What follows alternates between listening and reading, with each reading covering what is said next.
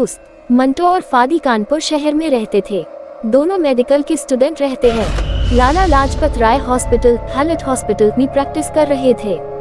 सब सही चल रहा था। एक दिन की बात है, फैदी की 100 नंबर वार्ड में ड्यूटी लग जाती है और वहाँ का एक सच है कि जो मरीज 100 नंबर वार्ड में आया तो वो जिंदा नहीं जाता है, उसकी लाश ही वापस जाती है। बहुत कम ही सही होकर वापस जाते हैं इस वार्ड से, क्योंकि जब मरीज अपनी आखिरी सांसें गिन रहा होता है तो ही उसको 100 नंबर वार्ड में शिफ्ट करा जाता है। लेकिन एक रात गलती से एक सही मरीज जिसको कुछ ज्यादा बीमारी नहीं थी, उसको 100 नंबर वार्ड में शिफ्ट कर दिया, क्योंकि वहाँ मरीजों की देखभाल सही नहीं होती है। इसलिए उस रात एक बहुत ही डरावना और खतरनाक हादसा हो गया उस नए मरीज के साथ, जिसको कोई खास बीमारी नहीं थी और फैदी वही था। उसने ये सब देख लिया अपनी आंखों से और फिर फैदी ने उस रात जो देखा वो उसे जीवन भर याद रहने वाला था। जब उस मरीज को गलती से 100 नंबर वार्ड में शिफ्ट किया गया तो किसी को पता नहीं था कि क्या होने वाला है। रात के सन्नाटे में फैदी अपने रोजमर्रा के काम में व्यस्त था। अचानक उसे वार्ड से अजीब सी आवाजें सुनाई देने लगी। वह ध्यान से सुनने लगा और महसूस किया कि यह आवाजें सामान्य नहीं थी। वह तेजी से 100 नंबर वार्ड की ओर बढ़ा। वहां पहुंचते ही उसने देखा कि मरीज अजीब तरह से बिस्तर पर तड़प रहा था। उसकी आंखें चौड़ी हो चुकी थी और चेहरे पर भयंकर दर्द साफ दिख रहा था। मरीज की हालत ऐसी नहीं थी कि उसे इस वार्ड में होना चाहिए था, फिर भी वह किसी अनजानी शक्ति से जैसे जकड़ गया था। फैदी ने जब ये देखा तो उसे समझ नहीं आया कि क्या करे। उसकी आंखों के सामने वह मरीज धीरे धीरे अपनी सांसें छोड़ रहा था, लेकिन कोई चिकित्सा कारण समझ नहीं आ रहा था। फैदी ने तत्काल सहायता बुलाने की कोशिश की, लेकिन ऐसा लगा जैसे किसी ने पूरे वार्ड को किसी बुरी शक्ति के वश में कर लिया हो। उसके पास के उस भयानक रात के बाद फैदी का दिल और दिमाग दोनों ही अशांत हो गए थे।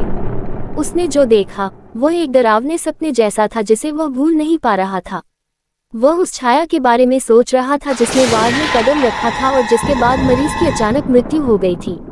अगले दिन फैदी ने ये सब अपने दोस्त मंटो को बताया।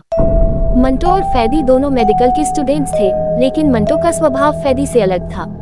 वह विज्ञान के अलावा अदृश्य शक्तियों और रहस्यमयी घटनाओं में भी विश्वास करता था। मंटो ने फैदी की बातों को गंभीरता से सुना।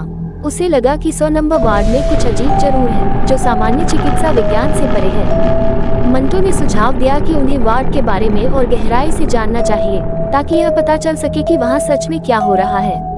तहकीकात की शुरुआत मंटो और फैदी ने मिलकर अस्पताल के पुराने रिकॉर्ड खंगालने का फैसला किया। उन्होंने पाया कि 100 नंबर वार्ड में पिछले कई वर्षों से मौतों की संख्या असामान्य रूप से अधिक थी। हालांकि वार्ड में केवल वही मरीज शिफ्ट किए जाते थे जो आखिरी सांसें गिन रहे होते थे, लेकिन उनमें से कुछ मामलों में मरीजों की मौत अजीब परिस्थितियों में हुई थी, बिना किसी स्पष्ट मेडिकल कारण के। जब मंटो और फैदी ने पुराने स्टाफ से बात की तो उन्होंने सुना कि कई नर्सें और डॉक्टर भी इस वार्ड के बारे में अनकही डरावनी कहानियां बताते थे। एक पुराने डॉक्टर ने बताया कि दशकों पहले इसी वार्ड में एक रहस्यमयी मरीज भर्ती हुआ था। वह मानसिक रोगी था और रात को वार्ड में उसकी मौत हो गई थी। उस वक्त से वार्ड में कुछ अजीब घटित होने लगा था। कुछ लोग मानते थे कि उस मरीज की आत्मा अब भी उस वार्ड में भटक रही है। प्लान मंटो ने ठान लिया कि वह इस रहस्य का अंत करेगा। वह एक प्लान बनाता है और फैदी से कहता है कि उन्हें एक रात वार्ड में छुप कर रहना होगा, ताकि वे खुद देख सके कि वहाँ आखिर क्या हो रहा है।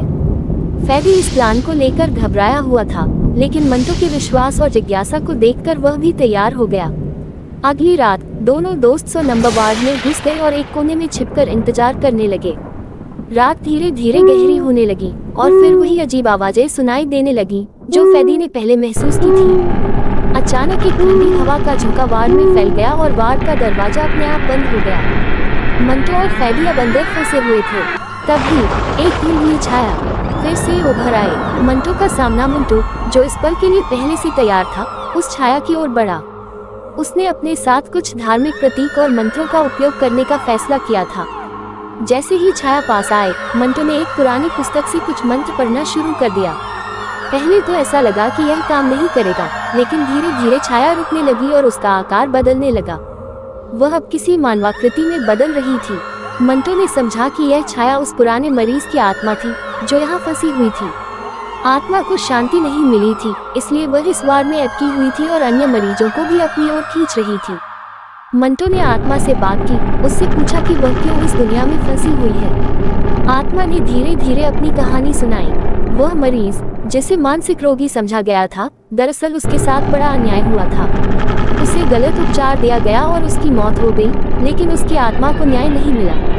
आत्मा की मुक्ति मंटो ने आत्मा को शांति देने के लिए उसे न्याय दिलाने का वादा किया। उसने आत्मा को आश्वासन दिया कि वह अस्पताल के पुराने रिकॉर्ड्स को सामने लाएगा और इस अन्याय को उजागर करेगा। आत्मा ने मंटो की बात मानी और धीरे धीरे वार्ड से गायब हो गई। उस पल के बाद वार्ड में चारों ओर एक अजीब सी शांति फैल गई। अगले दिन मंटो और फैदी ने अस्पताल प्रशासन को उस पुरानी घटना की रिपोर्ट दी और अस्पताल ने उस मामले की दोबारा जांच कराई। अंततः उस पुराने मरीज को न्याय मिला और 100 नंबर वार्ड में होने वाली अजीब घटनाएं खत्म हो गईं।